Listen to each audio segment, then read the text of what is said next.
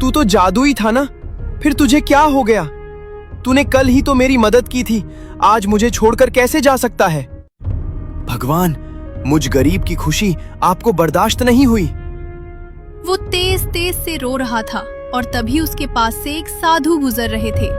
इस तरह जगदीश को रोते हुए देख वो तुरंत उसके पास गया और बोला, पुत्र, इस नश्वर संसार में मोह ही दुख का कारण है। जो आया है उसे जाना ही होगा। क्यों एक पशु के लिए अपना गला फाड़ रहे हो? महाराज, ये सिर्फ पशु नहीं है, ये मेरा बेटा है, मेरा रक्षक है। इसके बिना मैं और मेरी पत्नी मर जाएंगे।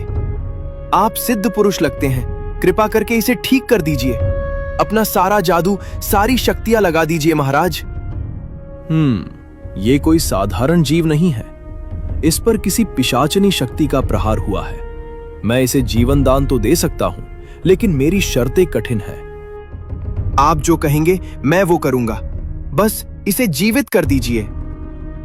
ध्यान से सुनो, मैं अपनी योग विद्या से इसे केवल 1 हफ्ते के लिए पुनर्जीवित कर सकता हूं। 7वें दिन की सूर्यास्त तक इसकी सांसें फिर थम जाएंगी। सिर्फ 1 हफ्ता? क्या कोई ऐसा रास्ता नहीं कि ये हमेशा के लिए ठीक हो जाए? रास्ता है, पर वो मौत के दरवाजे से होकर गुजरता है। यहां से 3 कोस दूर पिशाचनी जंगल है। उस जंगल के बीचों बीच अमरकुंड नाम का एक तालाब है। अगर तुम 7 दिनों के भीतर उस तालाब का जल लाकर इसे पिला दो तो ये पूर्णतः स्वस्थ और दीर्घायु हो जाएगा। पिशाचनी जंगल? लोग कहते हैं वहां से आज तक कोई जिंदा वापस नहीं आया। सत्य कहा, वहां मायावी शक्तियां तुम्हारा रास्ता रोकेंगी। क्या तुम अपने इस मित्र के लिए अपनी जान जोखिम में डालोगे? हाँ महाराज, मैं जाऊंगा। भोलू ने मेरे लिए अपना सब कुछ दांव पर लगा दिया, मैं उसके लिए जान भी दे सकता हूं। ठीक है, पर मेरी सबसे बड़ी शर्त याद रखना। भोलू को यह पता नहीं चलना चाहिए कि वो मर गया था और मैंने उसे दोबारा जीवित किया है। अगर उसे अपनी मृत्यु का आभास हुआ या किसी ने उसे सच बताया तो उसी क्षण वो पत्थर बन जाएगा और फिर कोई शक्ति उसे नहीं बचा पाएगी। मैं वचन देता हूं महाराज, मैं उसे कुछ नहीं बताऊंगा। साधु बाबा एक मंत्र मन में बुदबुदाते हैं। तभी भोलू के ऊपर एक प्रकाश होता है और वो पूरी तरह ठीक हो जाता है और साधु बाबा वहां से चले जाते हैं। मालिक, मैं यहाँ जंगल में कैसे आ गया? मुझे ऐसा लग रहा है जैसे मैं बहुत गहरी और अजीब नींद सो रहा था। मेरा सिर थोड़ा भारी है। अरे कुछ नहीं भोलू, तू नींद में चलते चलते यहाँ आ गया था। मैं तुझे ढूंढते हुए आया तो देखा तू सोया हुआ है। चल घर चल, चंपा तेरा इंतजार कर रही है। नींद में चलते हुए? अजीब बात है। पर मालिक, आप रो क्यों रहे हैं? अरे कहां, आंखों में धूल चली गई थी। चल अब जल्दी घर चल, आज मुझे एक जरूरी काम से पिशाचनी जंगल की तरफ जाना है। पिशाचनी जंगल? वहां क्यों मालिक? वहां तो खतरा है।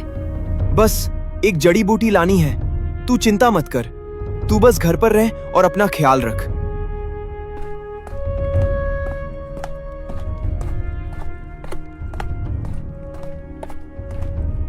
वो भोलू को लेकर घर आता है, इसे बाहर ही खड़ा कर देता है। भोलू, तू यहीं रुक, मैं जरा हाथ मुंह धोकर आता हूँ और चंपा से कह देता हूँ कि तेरे लिए कुछ खाने को बना दे। जी मालिक, मुझे भी बड़ी जोर की भूख लगी है। जगदीश भागकर अंदर गया। क्या हुआ जी? आप ऐसे क्यों देख रहे हैं? भोलू तो ठीक है ना? चंपा, मेरी बात कान खोलकर सुनो। हमारे पास समय बहुत कम है। भोलू असल में मर गया था। क्या? ये आप क्या कह रहे हैं? चुप, जोर से मत बोलो। एक साधु महाराज ने उसे सिर्फ 1 हफ्ते के लिए पुनर्जीवित किया है। अगर 7 दिन के अंदर मैं पिशाचनी जंगल से अमरकुंड का जल लाकर उसे नहीं पिलाता तो वो हमेशा के लिए हमें छोड़ जाएगा। पिशाचनी जंगल? पर वहां से तो कोई लौटकर नहीं आता। मैं आपको नहीं जाने दूंगी। चंपा, भोलू ने हमारी इज्जत बचाई, हमें भूख से बचाया। क्या मैं उसके लिए इतना भी ये नहीं कर सकता? लेकिन साधु बाबा चाहिए कि वो मर चुका है, वरना वो तुरंत पत्थर बन जाएगा। तो हम क्या करेंगे? वो तो आपके साथ जाने की जिद करेगा। यही समझाने आया हूँ। हम उसे कहेंगे कि तुम बहुत बीमार हो और तुम्हें ठीक करने के लिए मुझे पिशाचनी जंगल से एक दुर्लभ जड़ी बूटी लानी है।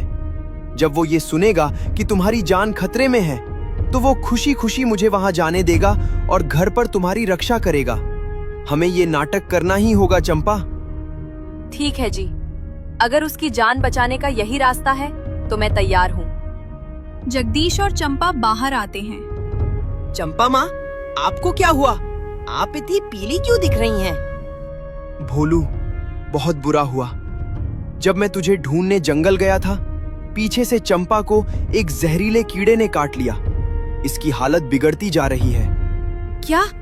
माँ, ठहरो, मैं अभी अपनी जादुई शक्ति से। नहीं भोलू, इस जहर पर तुम्हारा जादू काम नहीं करेगा।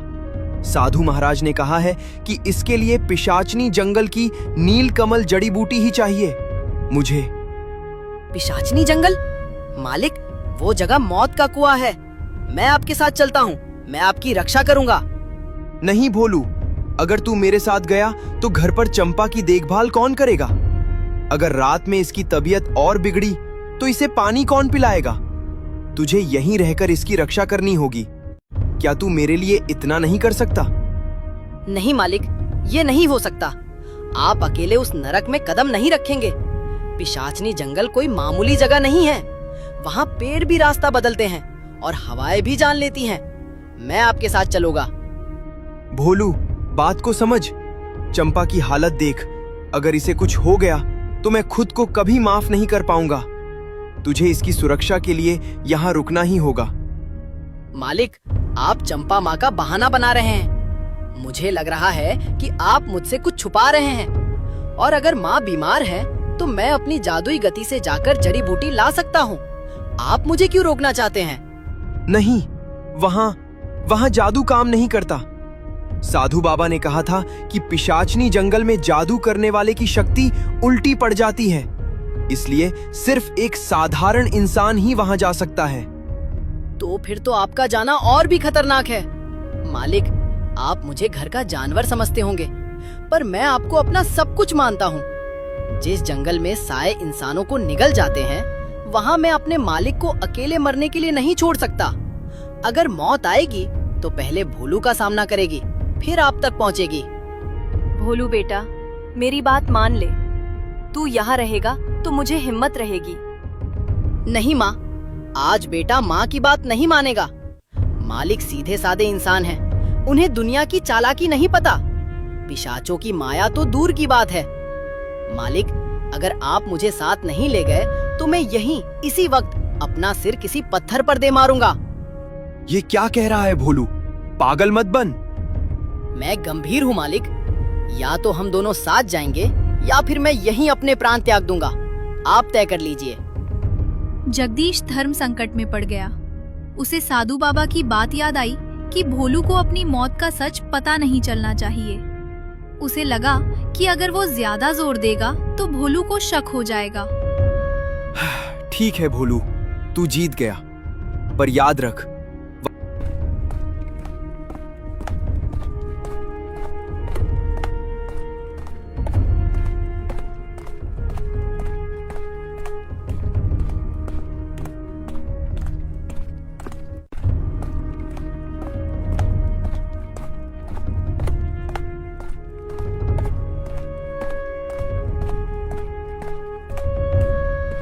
चलते 2 दिन बीत गए।